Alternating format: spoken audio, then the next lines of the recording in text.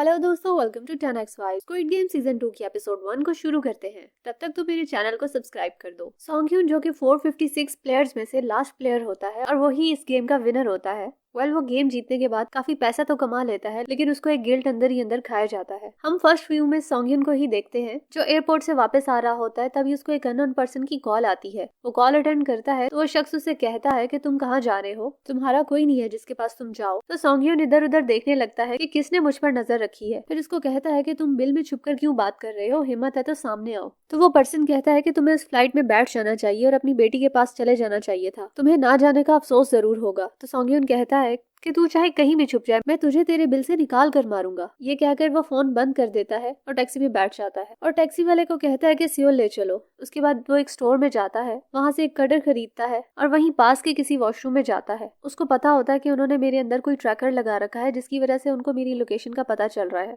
तो वो थोड़ा ढूंढने के बाद उसको वो ट्रैकर मिल ही जाता है और वो उसको निकाल देता है। इसके बाद हम जुनहो को देखते हैं, जिसको उसके भाई इनहो, जो इस गेम में ब्लैक मास्क पहनता था, लास्ट सीजन में गोली मार दी थी। जुनहो की मॉम उसके पास ही होती है और उसके होश आने पर डॉक्टर्स को बुला लेती हैं। फिर 2 साल बाद का वक्त दिखाया जाता है जब जुनहो ट्रैफिक पुलिस में होता है और बस ट्रैफिक रूल्स तोड़ने वालों का चालान काटता है। और इसी तरह आज भी वो रूल तोड़ने वालों का चालान काट रहा था। फिर उसके बाद कहता है कि देखो यार, मुझे यकीन है कि तुमने जो भी कहा था वो सब सच है, लेकिन जो तुमने हमें फोटोज भेजी थी वो हमें अभी तक नहीं मिली, और तुम्हारा मोबाइल की साइलेंट पर गिरा, तुम्हें वो भी याद नहीं है। और जो गेम्स खेलकर लोगों की जाने गई हैं, मेरे सीनियर्स को उन पर यकीन ही नहीं आता। और तुम्हारे आने के बाद डिपार्टमेंट में लोग तुम्हें डिसमिस करने की बातें कर रहे थे। कमिश्नर को जाकर मैंने मनाया था। जॉनू कहता है कि यार तुम्हारा बहुत शुक्रिया, अब से मैं तुम्हारा बहुत एहसानमंद हूँ। तो वो कहता है कि अब तो मेरा मजाक उड़ा रहे हो। तो वो कहता है कि यार हम पुलिस वाले हैं, हमें किसी मुजरिम को पकड़ने से पहले, जॉनू उसकी बात काट कर कहता है, सबूत चाहिए होता है, इसीलिए तो मैंने ट्रैफिक ड्यूटी ज्वाइन की है, क्योंकि जो कुछ भी होता है सब मेरी आंखों के सामने होता है। फिर चीफ कहता है कि जिसने तुम्हें गोली मारी थी, क्या तुमने उसको सच में नहीं देखा? तो वो कहता है हाँ, मैंने नहीं देखा। इसके बाद वो रूम में चेंज कर रहा होता है तो अपने कंधे पर गोली का निशान देखता है और पास्ट को याद करने लगता है कि कैसे उसके भाई ने उसको गोली मारी थी। इसके बाद एक कपल दिखाते हैं जो गलियों में घूम रहे होते हैं, क्योंकि वो एक मोटेल ढूंढ रहे होते हैं, और उनको एक मिल भी जाता है लेकिन वो बंद होता है। और वो लड़का फिर भी आवाजें लगा रहा होता है, तो लड़की उसको बोलती है कि ये मोड़ आते हैं। फिर सॉन्ग ह्यून को देखते हैं जो अंदर बैठकर उन दोनों को कैमरे में देख रहा होता है, लेकिन उनके जाने के बाद उसकी बेल बजती है। तो वो सारे कैमराज में देखता है, लेकिन सामने उसे कुछ भी नहीं दिखाई देता और वो काफी डर जाता है और गन लेकर दरवाजा खोलता है। कोई नीचे से एक कार्ड फेंकता है, वो देखता है गेम्स का इन्विटेशन कार्ड होता है। और जब दरवाजा खोलता है तो उसके सामने वही मास्क वाला आदमी होता है और उसके हाथ में 2 सर होते हैं और उनकी आंखें खुली हुई होती है। ये देखकर सॉन्ग ह्यून डर जाता है और गोलियां चलाने लगता है और अचानक उसकी आंख खुल जाती है।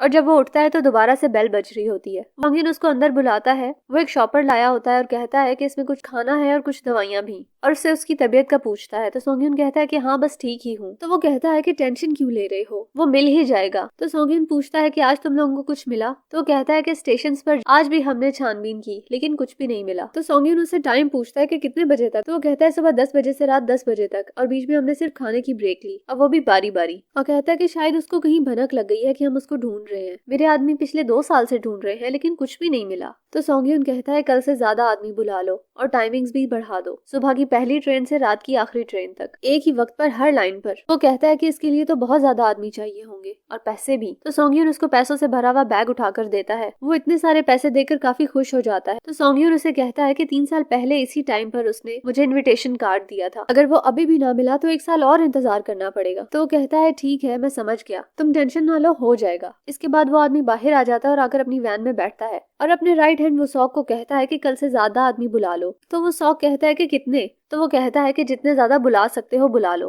और सुबह 6 बजे पहुंचना होगा, तो रात को कोई ड्रिंक नहीं करेगा। तो एक आदमी कहता है सुबह 6 बजे ताकची कौन खेलेगा? तो वो सॉक अपने बॉस से कहता है कि बॉस, वो आदमी अपना टाइम जाया कर रहा है। बॉस कहता है कि मैं ऐसे ही उसकी बातों में नहीं आ गया, वो मुझे पैसे दे रहा है और इसी वजह से मैं ये कर भी रहा हूँ, और उसी की वजह से हमारा काम चल रहा है और तुम लोगों का दाना पानी भी। और इतने पैसे कोई फालतू में बर्बाद नहीं करता, और पता है कि अगर हमने उस आदमी को ढूंढ लिया तो वो 1 बिलियन वॉन इनाम देगा, और जो उस आदमी को ढूंढेगा उसे 500 मिलियन वॉन मिलेगा। ये सुनकर सारे खुश हो जाते हैं और जोशीले भी। फिर वो वहाँ से चले जाते हैं, सुबह की तैयारी करते हैं। इसके बाद जॉनहू को देखते हैं जो एक बोट पर आता है और उस बोट के मालिक को कैप्टन कह रहा है। कहता है कि आपको देख के लगता नहीं है कि आप रोज ड्रिंक करते हैं। तो कैप्टन कहते हैं कि मस्का लगाना बंद करो और ये जैकेट पहन लो। फिर वो अंदर जाते हैं और कैप्टन पूछता है कि आज किस तरफ जाना है? तुम्हारा मिस्ट्री आइलैंड ढूंढते हुए 1.5 साल से मैंने पूरा समंदर ही छान लिया है, लेकिन तुम्हारा मिस्ट्री आइलैंड नहीं मिल रहा। तो वो कहता है कि वैसे तो सभी आइलैंड्स देख चुका हूँ, लेकिन कभी मौसम खराब हो जाता है और कभी कोई और मसला, तो कुछ आइलैंड्स रह गए हैं। फिर वो मैप पर आइलैंड को मार्क करता है और कहता है आज इन दोनों की तरफ चलेंगे। तो कैप्टन कहता है कि ठीक है। फिर वो कैप्टन कहते हैं कि मुझे तो अफसोस होता है कि काश उस दिन तुम्हें बचाया ना होता, तो आज ये सब ना झेलना पड़ता। इसके बाद वूसॉक को देखते हैं जो सारे लड़कों को समझा रहा होता है कि हम जिस आदमी को ढूंढ रहे हैं वो दिखता कैसा है।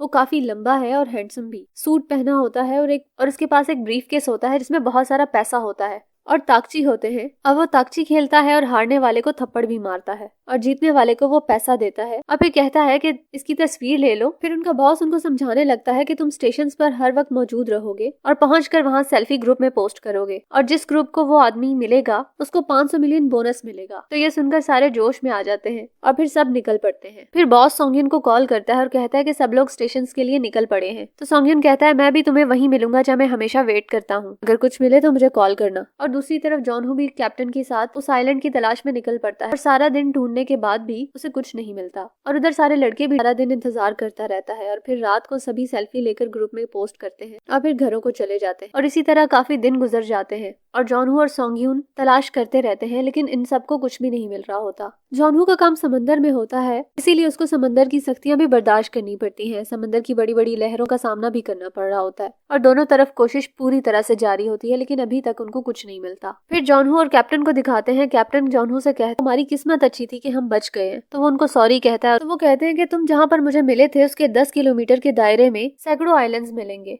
और वहाँ बहाव इतना तेज होता है कि कोई बता भी नहीं पाएगा कि तुम कहाँ से बहकर आए हो। फिर वो कहते हैं कि तुम्हें उस गेम और उस आइलैंड को भूल जाना चाहिए। तो वो कहता है कि हाँ आप ठीक कह रहे हैं, हमें बस कर देनी चाहिए। तो वो कहते हैं कि अभी तो कह रहे हो लेकिन अगले हफ्ते फिर आ जाओगे। तो वो उनको कहता है कि आपका शुक्रिया, आपने मेरी जान बचाई और मेरी इतनी ज्यादा मदद। तो कैप्टन कहते हैं कि मुझे बुरा लग रहा है कि तुम अब वापस नहीं आओगे। तो वो कहता है कि नहीं, मैं आपसे मिलने तो आया ही करूंगा। तो वो कहते हैं अच्छा ठीक है, फिर तुम मेरे साथ मछली पकड़ने चलना, मैं तुम्हें पुलिस से ज्यादा पैसे दूंगा। और वैसे भी आजकल बोट के लिए अच्छा क्रू काफी मुश्किल से मिलता है।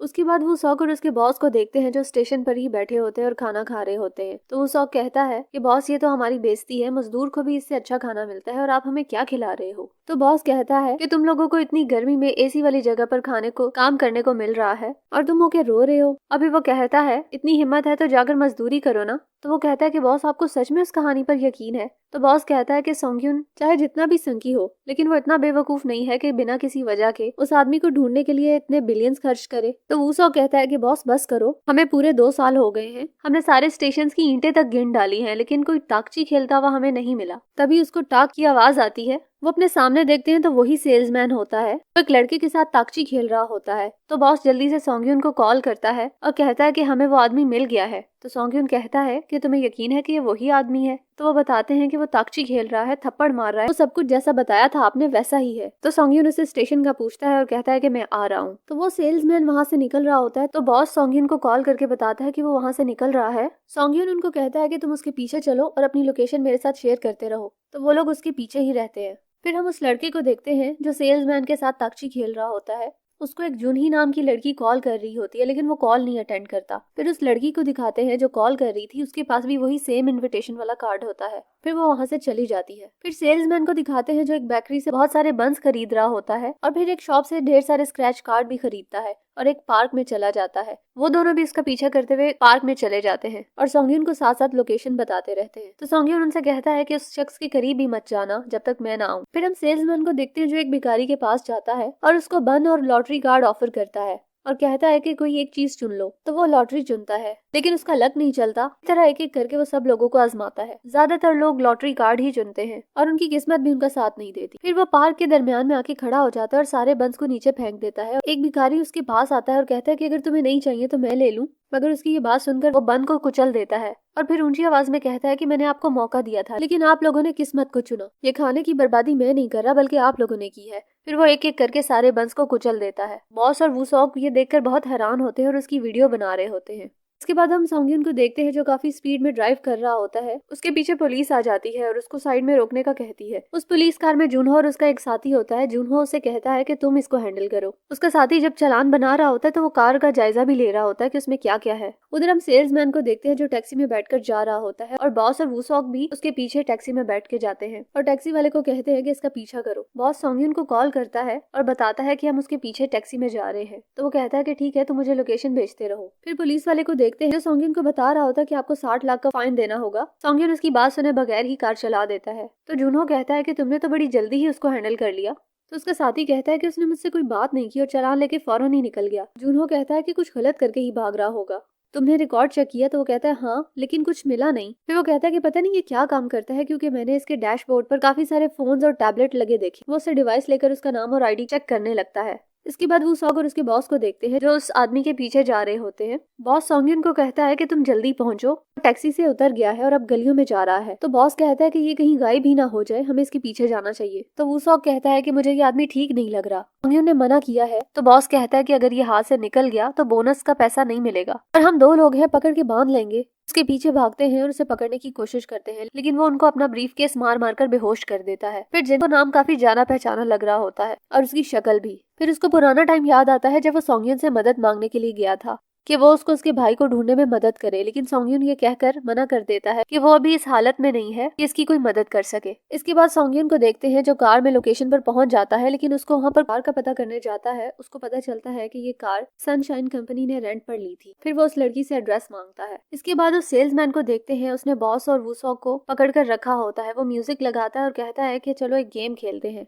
Rock paper scissor -1। मेरे कहते ही दोनों हाथों से खेलो और -1 कहते ही एक हाथ हटाना होगा और हारने वाले को सजा मिलेगी। फिर वो गन उठाता है और कहता है कि ये गेम तुमने फिल्मों में देखी होगी, इसे रशियन रूलेट कहते हैं। मैं इस रिवॉल्वर में एक बुलेट लोड करूंगा, उसको घुमा दूंगा और फिर दोनों में से जो भी हारेगा उसके सर पे रख कर चलाऊंगा। यानी मरने के 6 चांसेस में से 1 और जिंदा रहने के 6 चांसेस में से 5 होंगे। मजा तो आएगा। फिर वो कहता है कि चलो खेलते हैं, रॉक पेपर सीजर। बॉस दोनों हाथों को आगे करता है, लेकिन वूसॉक नहीं कर पाता। तो सेल्समैन कहता है कि गेम शुरू होने से पहले ही रूल तोड़ दिए, डिस्क्वालिफाइड। फिर वो उसके सर पर गोली रखकर चलाता है, लेकिन गोली नहीं चलती। फिर वो दोबारा सिलेंडर को घुमाता है और दोबारा खेलने को कहता है। इस बार वूसॉक जीतता है और सेल्समैन बॉस के सर पर गोली रखकर चलाता है, लेकिन गोली नहीं चलती। तो वो दोबारा खेलते हैं और अगली बार बॉस जीत जाता है। वूसॉक के सर पर रिवॉल्वर रखकर चलाता है, लेकिन गोली नहीं चलती। तो वो कहता है कि एक गोली से मजा नहीं आ रहा। वो सिलेंडर में 4 और गोलियां डाल देता है और दोबारा खेलने को कहता है। और जब -1 कहता है तो बॉस अपने हाथ पीछे ही नहीं करता और सेल्समैन उसको रूल्स तोड़ने की वजह से गोली मार देता है। इसके बाद वो वूसॉक से कहता है कि कंग्रेचुलेशंस, आप गेम जीत गए हैं, अब हम दोनों शांति से बात कर सकते हैं। और यहाँ पर हमारी एपिसोड खत्म होती है। तुमको कैसी लगी मुझे जरूर बताना। मिलते हैं नेक्स्ट एपिसोड में। बाय।